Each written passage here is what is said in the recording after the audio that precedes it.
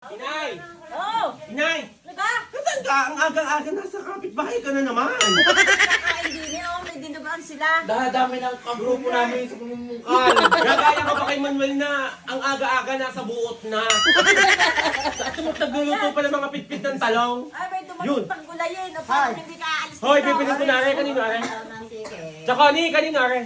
Bibili. Bibilin ko na. Magkano? Tutuin naman bago ako umalis matikman. Kung magkano. Guys, si Inay, hindi ko na makakutap-tapan sa bahay. Ibinilhan ko pa naman ng bag. Ay, sayang. Oh, nagbilang kita ng bag dahil kahit hindi ka naalis at ikaw naman hindi talaga nag-aalis, gusto ko habang nakatambay ka dito sa bahay ni Naga at sa tindahan, maganda ang bag mo. Kaya ngayon, lagi mo itong dala kahit nasa labas ka ng bahay. Wow, ang ganda. Sige, binili nyo. O, ilagay rin. Uutangin ko. Yan, tulad na rin, bumili ako ng patani. Oh, yan. Magagamit ni Inay ngayon ang bag. Okay guys, tingnan kung gaano kaganda ang Sute. bag. Ganda yan. Oh, ayan. Kasyang patani. Maganda yan pag pupunta ng kanluran, kina mama. Guys, yan. Wow. Ayan, ito yung kanyang ano guys. Pakita mo. From Home Diary. Hindi ko alam basa yun.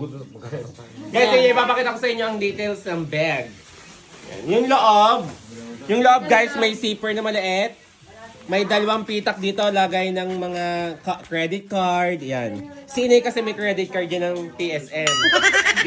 Pag namimili dito ilalagay. Ayan guys, ang ganda ng loob. Maluwang, madaming mailalagay. Tingnan nyo. Sheen! Ang ganda ng kulay. May white, may beige, may black. Inay, dito na. Uwi mo na. Okay, yan. Tama, Yan, nakabili tama. ako ng patane. Bye, guys.